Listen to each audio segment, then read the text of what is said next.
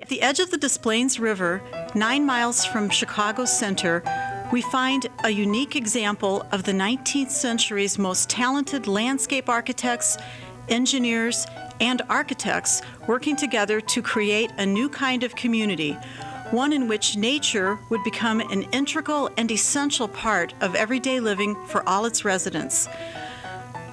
The result was Riverside, where families would dwell together amid a setting of wooded groves and meadows along a curving stream. In 1869, the landscape architectural firm of Frederick Law Olmsted and his partner Calvert Vaux prepared the General Plan of Riverside. They created one of the earliest totally planned suburban communities, a rural, self-contained community providing all the civilizing advantages found in the city at that time within a rural, country-like atmosphere. These civilizing advantages included such amenities as easy access from Chicago. The train had already been extended here, and Olmsted proposed a divided approach road to link to the city. Riverside had the best engineered streets of the time, with cobblestone gutters for proper drainage, sewers, water lines, gas lines, and gassed street lamps. To provide the rural, country-like setting, vast amounts of public lands were set aside, almost half of the entire village. There are 2 large commons, Scottswood and Long Common, an extensive riverbank area, triangular islands dispersed throughout the village, and varying public right-of-ways. All the best land was for the public use for all time. The depressed curvilinear roadway system broke away from the typical grid street plan. There were large residential lots, and residents were encouraged to plant 2 trees in their front yard, as nature and the landscape was always to be of the utmost importance throughout the village. By 1871, Riverside had a water tower, a commercial building, the Union Church, a new train depot, and a 125-room hotel. Over 50 homes had been completed. The Great Chicago Fire and the subsequent financial panic in 1873 left the Riverside Improvement Company bankrupt. But fortunately for us, Olmsted's plan was basically complete, becoming in time the outstanding example of suburban town planning that it is today. In 1970, Riverside was designated a National Historic Landmark for its contribution to the history and the development of the United States.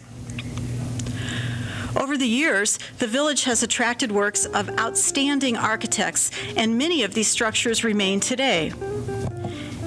In 1991, the village adopted a preservation ordinance to protect Riverside's plan with its public lands. Within this ordinance, significant historical structures may be designated as local landmarks. Today, there are over 50.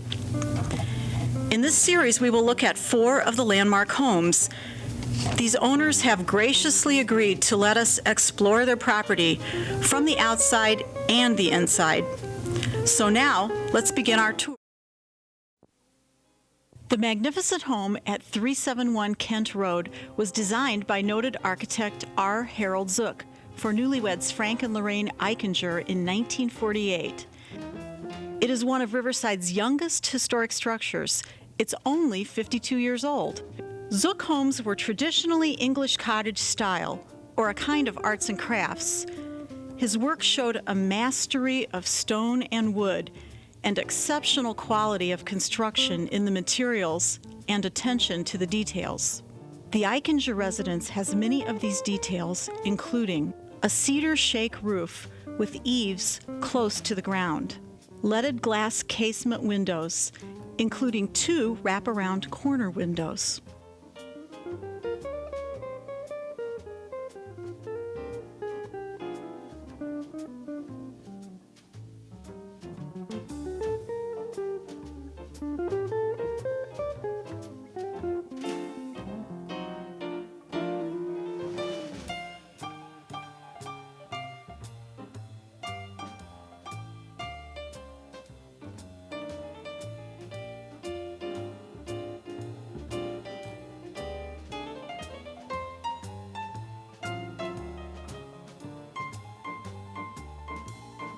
a chevron pattern design carried out in the wood doors.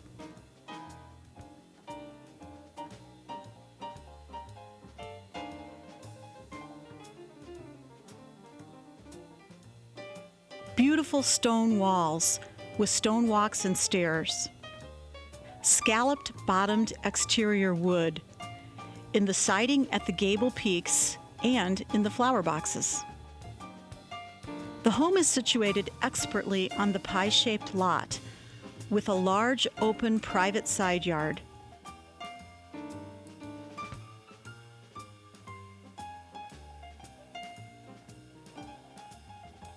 The house fronts onto the full curve of Riverside's Blythe Park with sweeping views from all the rooms, once again integrating nature and building. A native of Indiana, Zook was born in 1899 and studied architecture at the Armour Institute, now known as IIT.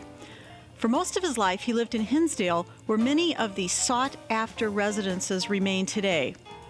This home is the larger of two authenticated Zook houses located in the Village of Riverside. The front entrance has a gorgeous wood door detailed in the traditional Zook chevron design, with the beautiful stone and stone arched entry leading you into the house. The foyer features yet another Zook detail: a curved stairway and wrought iron rail leading up to the second floor bedrooms.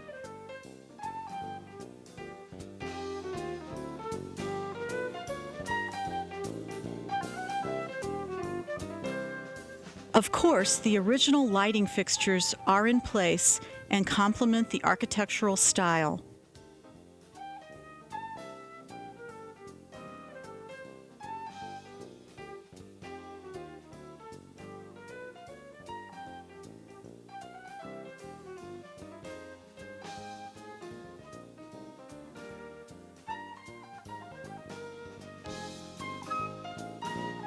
A unique layered crown molding surrounds the room.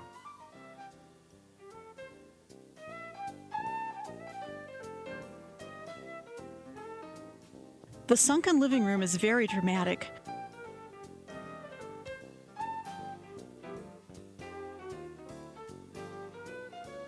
With a high ceiling with wooden beams, dark pine paneling in the same chevron style,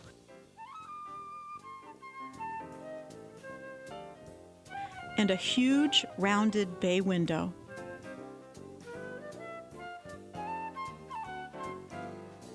Even the masonry of the fireplace has the chevron pattern. It is said that if architect Zook liked the house, he incorporated his trademark spiderweb design somewhere in the home. If we remove the painting over the fireplace mantel, we find that Zook has created his signature spiderweb in the stonework here. A pair of French doors in the living room lead to what originally was a screened porch.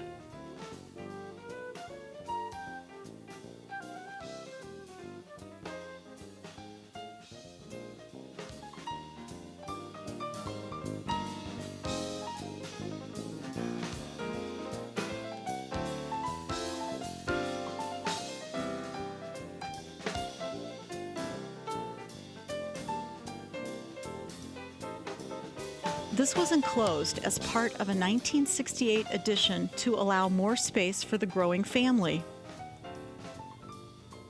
There is another fireplace here, and the original exterior stone walls are now on the inside, leading to the bedroom part of the 1968 addition. According to Mrs. Eichinger, Zook preferred to use stonemasons from Italy on his projects.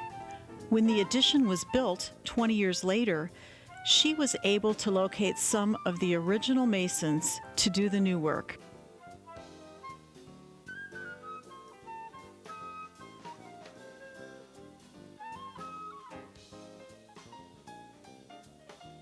In the dining room, sunshine pours in from the large corner window, with an unobstructed view to Blythe Park and the school. That unique layered crown molding is at the ceiling of the dining room. Hardwood floors are throughout the home. The corner window is duplicated in the kitchen breakfast area, and again, more Zook details. A chevron patterned back door, a Dutch door, leaded glass windows. As far as we know, Mrs. Eichinger is the only original owner of a Zook house today.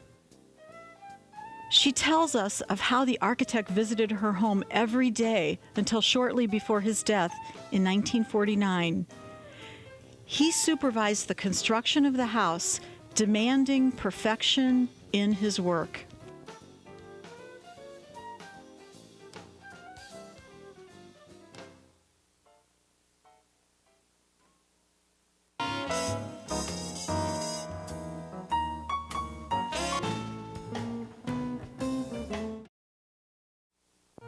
Since she and her late husband Frank commissioned Zook themselves to design their home, they have the original blueprints for the structure in their possession. This wonderful example of residential architecture is today our Riverside treasure.